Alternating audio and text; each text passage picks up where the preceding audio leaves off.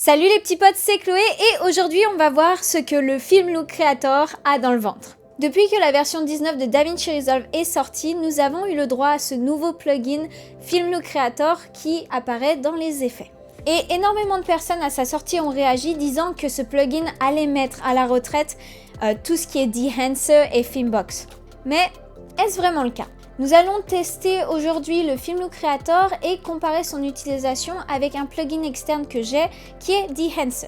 D'ailleurs, j'ai un code promo pour Dehancer si vous êtes intéressé, je vous le partagerai en fin de vidéo. Aussi un petit disclaimer, cette vidéo n'est pas sponsorisée par Dehancer, j'ai juste un code promo d'affiliation avec eux, mais je vais vraiment vous donner mes opinions sur le Filmlook Creator et Dehancer en comparaison. Donc sans plus tarder, allons au tuto. Donc nous voici dans notre timeline, je suis dans un espace de couleurs en DaVinci White Gamut et Output Color Space en Rec 709 Gamma 2.4. Aussi, du coup, j'ai dû faire mon sandwich de DaVinci White Gamut. Si vous ne savez pas de quoi je suis en train de parler, vous pouvez regarder la vidéo que j'ai fait sur le DaVinci White Gamut. Vous aurez toutes vos réponses là-dessus. Pour le premier Color Space, notre Input Color Space, ça va être de Sony à DaVinci White Gamut.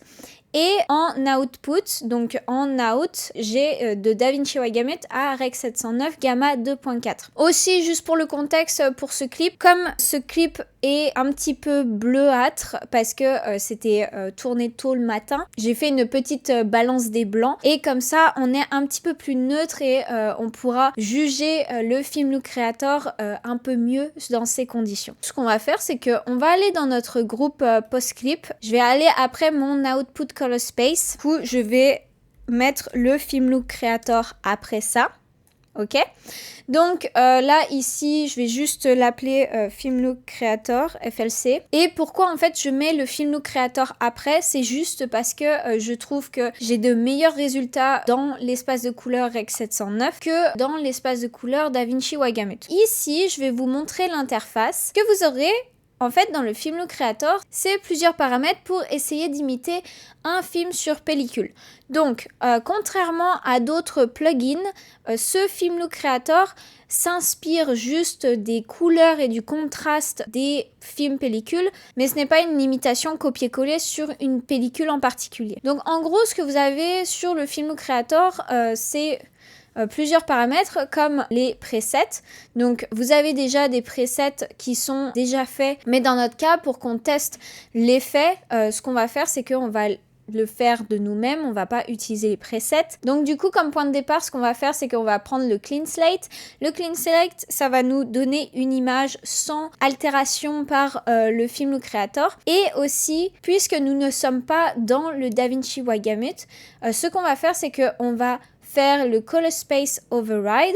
Donc en Input Color Space, du coup je vais mettre Rec 709 Input Gamma 2.4 parce qu'en fait je suis après mon Rec 709 et mon Gamma 2.4 et en fait en Output Color Space, et ben ça va être juste Rec 709 et Gamma 2.4.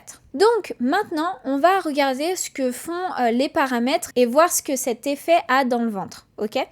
Donc ici, vous avez des Filmlook Blend. Donc les Filmlook Blend, et c'est à peu près comme les presets, ça va être des filtres qui sont déjà faits, que vous pourrez changer et du coup que vous pouvez en fait mettre comme base. Pour nous, ce qu'on va faire, c'est juste garder le look cinématique. Maintenant, en Color Settings, donc les paramètres couleurs, vous avez l'exposition. Donc l'exposition, c'est à peu près pratique parce que du coup, ça réagit comme Photoshop. Contraste, pareil comme Photoshop, c'est quand même pratique d'avoir des sliders. On va juste faire un petit peu de contraste sur l'image. Les highlights, donc du coup, c'est juste pour calmer en fait les hautes lumières. Si jamais vous avez des hautes lumières qui sont trop hautes, bien sûr. Le fade, c'est pour juste avoir des noirs un petit peu plus mutés. Donc ça peut être un rendu qui est quand même pas mal, je trouve. Des fois, j'aime bien ce rendu. Donc c'est hyper pratique d'avoir ça juste en slider et pas le recréer en fait sur les courbes. La white balance, en fait, c'est la balance des blancs. Et donc du coup, vous pouvez faire ça plus froid et plus chaud. Et j'aime bien en fait cette white balance parce que je trouve qu'elle est assez organique. Elle réagit assez naturellement et donc du coup je pense que je vais mettre un petit peu plus chaud sur l'image parce que je trouve ça assez bien. La teinte c'est pareil, c'est juste magenta et vert. La subtractive saturation, donc c'est la saturation subtractive.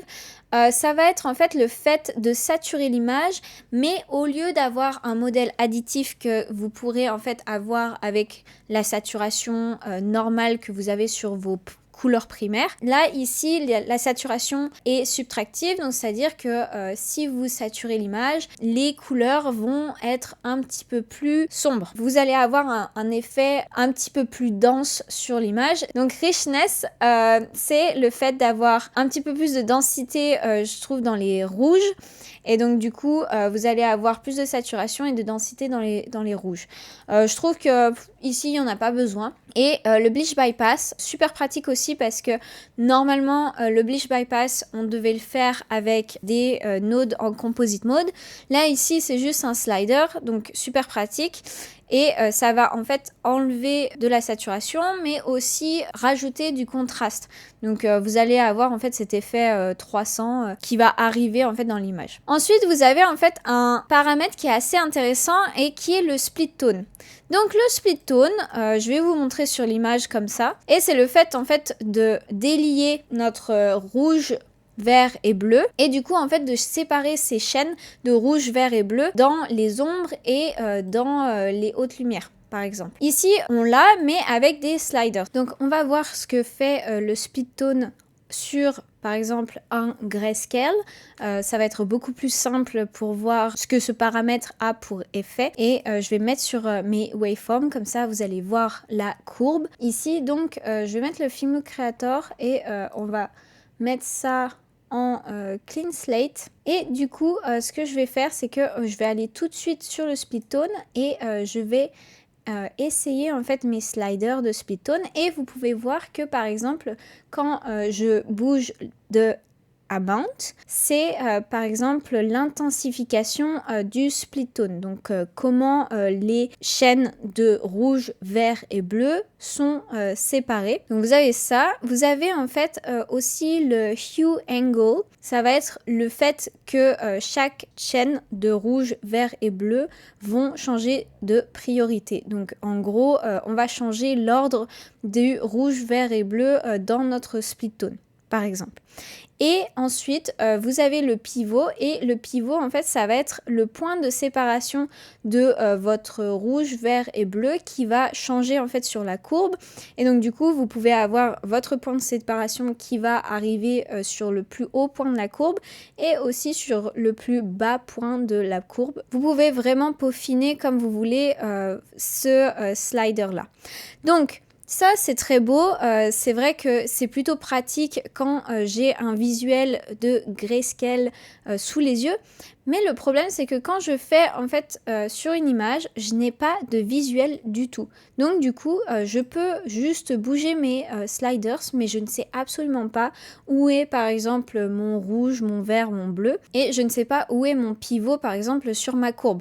Donc c'est assez, je trouve pour moi, c'est assez difficile d'utiliser cet outil parce que je trouve que c'est pas super intuitif. Je n'ai pas assez de visuel dessus. Et donc du coup, je trouve que on perd quand même pas mal de temps juste à essayer ce qui marche le mieux. Donc ça, c'est peut-être quelque chose à améliorer. J'aime bien qu'ils aient mis le split tone parce que c'est vrai que dans les films pellicules, ces pellicules sont très séparés en termes de rouge, vert et bleu, mais le problème c'est que on n'a aucun visuel et on peut perdre du temps à juste jouer en fait avec ces trois sliders. Après, je vais juste sauter la vignette, je vais juste aller en fait effets qui nous intéressent le plus, nous avons la halation. Et la halation, en fait, c'est le fait d'avoir de la réflexion de lumière qui va arriver en fait sur les parties les plus highlightées. La halation est en fait faite juste dans un film parce que, par exemple, quand vous avez une lumière qui va traverser le capteur de la caméra, si la lumière est trop forte, elle va rebondir sur le capteur et ce qui va rester, ça va être soit du rouge ou du vert, parce que du coup, on va avoir une perte de lumière dans certaines chaînes de couleurs en fonction de l'intensité de la lumière. Donc, la plupart du temps, la halation va être rouge et des fois, elle va être un petit peu plus dorée parce que ça dépend en fait de l'intensité de la lumière. En gros, ici, ça va me faire une sorte de lumière rouge que vous pouvez voir sur l'extrémité de mon personnage. Et ce que je peux faire ici, c'est que je peux réguler l'intensité de ça, mais aussi le radius. Donc en gros, si je le veux beaucoup plus épais ou beaucoup plus fin, et aussi la couleur. Donc je peux aussi faire une sorte de halation qui est un petit peu plus dorée, qui va tirer un petit peu plus sur le vert que sur le rouge. Donc ça, c'est plutôt cool. Et franchement, la halation du film Look Creator est vraiment belle. Après, on a le bloom. Et le bloom, j'aime aussi cet effet. C'est aussi un effet de réflexion de lumière, mais ça réagit différemment. En gros, ici, ça va faire un petit effet chromiste. On va avoir des hautes lumières qui sont beaucoup plus soft. Et du coup, on va avoir ce côté un petit peu plus dreamy qui va arriver sur notre image. Donc si vous voyez, si je mets l'intensité au max et que j'essaye de jouer avec mon épaisseur, je peux avoir en fait un chromiste qui est vachement prononcé ou alors quelque chose qui est un petit peu plus sharp. Ensuite, on a le grain. Et le grain aussi, je le trouve vraiment pas mal dans le film Look Creator. Parce que, ben oui, vous avez les presets du 65 mm, du 35 mm, du 16 mm et du 8 mm. Mais je trouve qu'il a une certaine particularité. On va essayer juste d'avoir un petit peu l'image en plus grand. Il a une particularité qui est vraiment sympa, je trouve. Le grain est pas tellement prononcé. Des fois, ce qu'on peut avoir avec le grain, c'est que ça va lifter un petit peu le contraste. Ici, je trouve que ça le garde vraiment bien et que ça rajoute juste le grain sans altérer les couleurs. Et du coup, je voulais vraiment faire une comparaison avec le plugin d'Enhance juste pour voir en fait ce qui est le plus approprié dans certaines situations. Donc là, ce qu'on va faire, c'est qu'on va garder notre image. Je vais enlever le film Look Creator et ici, on va taper d'Enhance. Je vais aller avec le nouveau et on va faire à peu près pareil que notre film Look Creator. Pour le D'Enhancer, ce plugin est un peu différent comparé au film Look Creator. D'Enhancer va imiter trait pour trait les films négatifs qu'ils ont dans leur catalogue. Dans le sens où on va prendre un film négatif et on va avoir les mêmes caractéristiques que ce film négatif. Pour moi, d'entrée de jeu, je préfère D'Enhance juste parce que j'ai déjà connaissance en fait de ces films négatifs et du coup, je sais exactement ce que va être mon starting point. Ici, donc on est en source Rec 709, ce qui est bon parce que on est en output color space Rec 709. Ok, et du coup je vais aller en fait dans mon profil de film et vous allez voir en fait tout le catalogue qu'ils ont. Et ce que je vais faire, c'est que je vais prendre le Cinestill 800T et on va aller dans les paramètres ensemble. Donc là on a le film développeur et le film développeur ça va être fait juste de contraster en fait notre film qu'on a mis. Donc ça va pas affecter la source, ça va pas affecter en fait l'image qu'on avait avant de mettre le film, ça va juste affecter le film et donc du coup ça va réagir en fonction du film. Donc ici je vais juste jouer avec mes sliders, ma gamma correction ça va m'aider en fait à avoir un plus beau roll-off sur ma tête.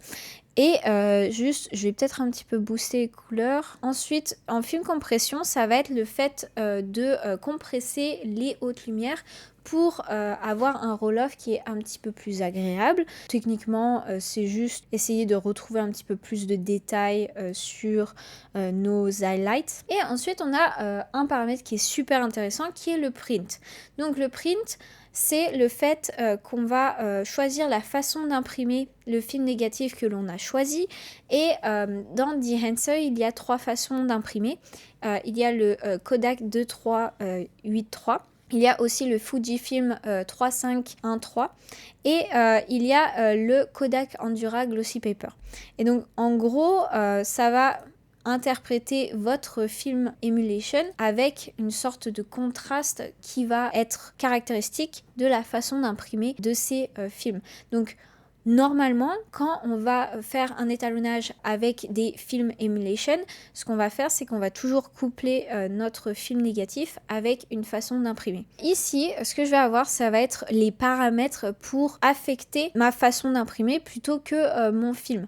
Donc là, je vais affecter ma façon d'imprimer et ce que je vais faire, c'est que je vais avoir un petit peu plus d'exposition. Je vais avoir moins de contraste, je veux un petit peu moins de contraste ici et un petit peu plus de densité de couleur et on va passer au color head. C'est le fait d'avoir une sorte de confrontation entre vos couleurs primaires du rouge, vert et bleu et vos couleurs secondaires du jaune, magenta, cyan. Ok, donc ici, je vais avoir une sorte de conflit entre le jaune et le bleu. Là, je peux avoir mon image beaucoup plus bleue et je peux avoir mon image beaucoup plus jaune. Et je peux avoir une sorte de conflit entre le vert et le magenta. Et je peux avoir un conflit entre le rouge et le cyan. Donc on va jouer avec ces couleurs complémentaires pour essayer de rendre notre image beaucoup plus plaisante à l'œil.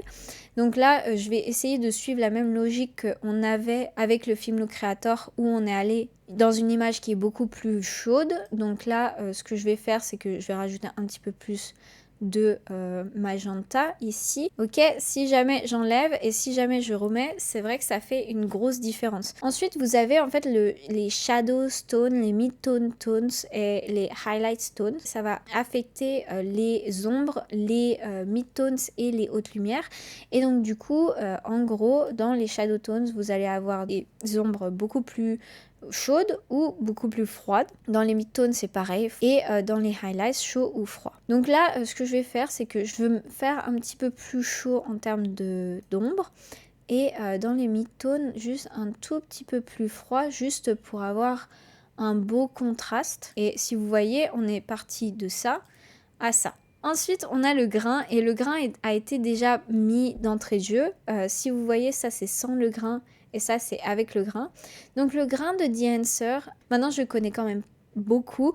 J'aime bien, j'aime vraiment bien ce grain et vous avez plusieurs presets. Là ici je peux mettre les presets mais aussi je peux customiser et donc du coup je peux customiser la taille, l'intensité etc. etc. Ce qu'on va faire c'est juste qu'on va garder le 35 mm ISO et j'aime beaucoup parce que je trouve que ça apporte beaucoup de texture sur le plan. Le truc que je regrette un petit peu c'est que par exemple on a le contraste ici qui est altéré avec le grain parce que le grain va remonter un petit peu le contraste. Ensuite on a la halation et la halation est aussi très belle sur Dehancer et donc du coup on a le 16 mm, le 35 mm. Vous pouvez aussi comme le grain customiser. Je trouve que comparé au Film Look Creator, la halation ici est très belle, oui, certes, mais est un petit peu plus bourrine dans le sens où je vais avoir une grosse halation qui va être créée. Bon, si je me mets en 35, là je vais peut-être pas la voir. Là par exemple, je me mets en 35 et ouais ça fait un petit peu gros quand même. Mais ça après ça dépend du style que vous voulez appliquer sur l'image bien sûr. Je trouve que si je compare la halation du Film Look Creator et la halation de Dehancer, j'ai une petite préférence pour le Film Look Creator juste parce que ça rend un petit peu plus naturel. Ensuite on a le bloom et le bloom sur Dehancer est beaucoup plus marqué que sur le Film Look Creator, ce qui est une bonne ou mauvaise chose, je ne sais pas, mais vous pouvez vraiment l'intensifier comparé au Film Look Creator et même principe, vous avez plusieurs presets et vous pouvez customiser. Du coup, pour moi, si je devais comparer en fait ces deux effets entre le Film Look Creator et Behance, j'irais beaucoup plus pour le Film Look Creator, juste parce que, comme je l'ai dit pour la halation, le Film Look Creator est un peu moins bourrin et je trouve que le résultat est un petit peu plus naturel que Behance. Donc là, on a notre image finale. Et on va comparer avec notre Film Look Creator. Donc là, j'ai essayé, en fait, quand j'ai fait avec le Behance, j'ai essayé d'être assez chaud pour imiter ce qu'on avait fait avec le Film Look Creator. Mais vous voyez que, comme j'avais pas le split tone, je pouvais pas aller dans ces extrêmes qu'on a avec le Film Look Creator. Donc là, on a le Film Look Creator. Et ce que je peux voir d'entrée de jeu, c'est que, oui, le Film Look Creator est beau et qu'on essaye de reproduire une sorte de film négatif, mais quand je regarde mon Behance est vraiment plus marqué en termes de film look, juste parce que en fait on a choisi un film négatif sur le catalogue pour avoir les mêmes caractéristiques que ce film négatif.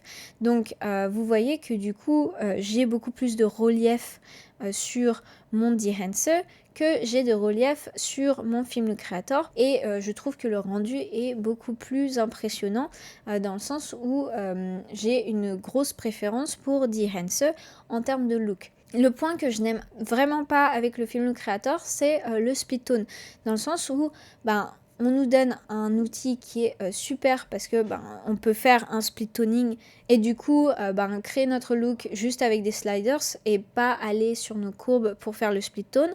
Mais le problème c'est que comme on n'a aucun visuel, on ne sait absolument pas où on est et je trouve que c'est pas vraiment intuitif. Et Behance, on n'a pas le split tone, bien sûr, mais comme on a déjà ces catalogues de films, on n'a pas besoin en fait de ce split tone, dans le sens où c'est déjà le film qui nous fait ça, plus la façon d'imprimer le film.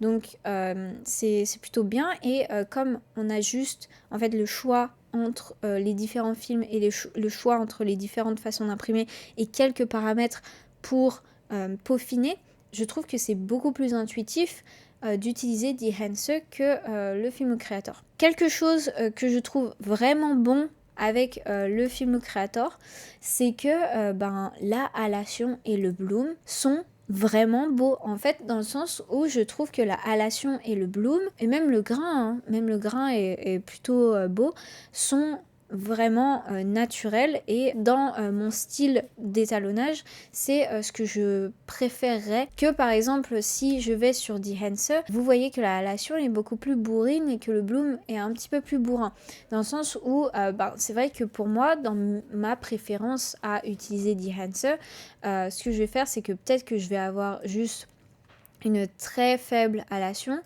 et pour mon bloom, je vais pas l'amplifier de malade. Donc quelque chose que j'ai oublié de mentionner et que je me suis rendu compte pendant que j'étais en train de monter la vidéo, je trouve que le Film Look Creator est quand même vraiment bien pour un plugin qui est inclus dans la version studio et que vous n'avez pas à payer en plus pour l'avoir dans votre DaVinci Resolve. Parce que vraiment pour les paramètres qu'ils vous mettent à disposition, je trouve que vous pouvez quand même faire le gros du travail avec et je pense que c'est une grande qualité. Donc si par exemple vous ne voulez pas investir en plugin externe, je trouve que le Film Look Creator est excellent. Et si par exemple vous êtes court en termes de cash flow et que vous n'avez pas la possibilité encore d'investir dans un plugin externe, parce que c'est vrai que ça peut représenter un coût, certains plugins ne sont pas vraiment accessibles en termes de prix, je trouve que c'est une très bonne alternative en attendant que vous pouvez vous refaire une santé financière et du coup investir dans le plugin de votre choix. Voilà, ma pause est terminée, je vous remets à la vidéo.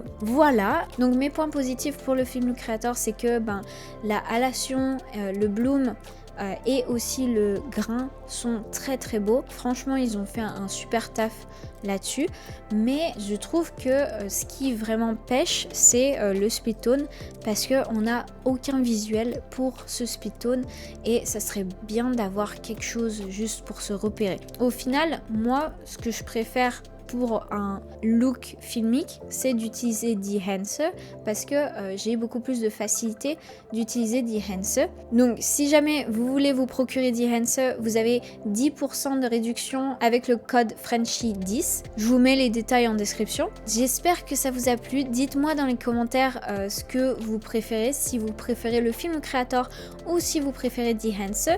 Et si jamais en fait vous voulez vous procurer Dehancer, utilisez mon code 10% de réduction. Je trouve que c'est quand même plutôt pas mal parce que Dehancer c'est un petit coût quand même, donc ça vous fait une grosse réduction sur le prix et puis ça aide la chaîne. Donc merci beaucoup si vous considérez à m'aider et j'espère que ça vous a plu et je vous retrouve pour une nouvelle vidéo bientôt.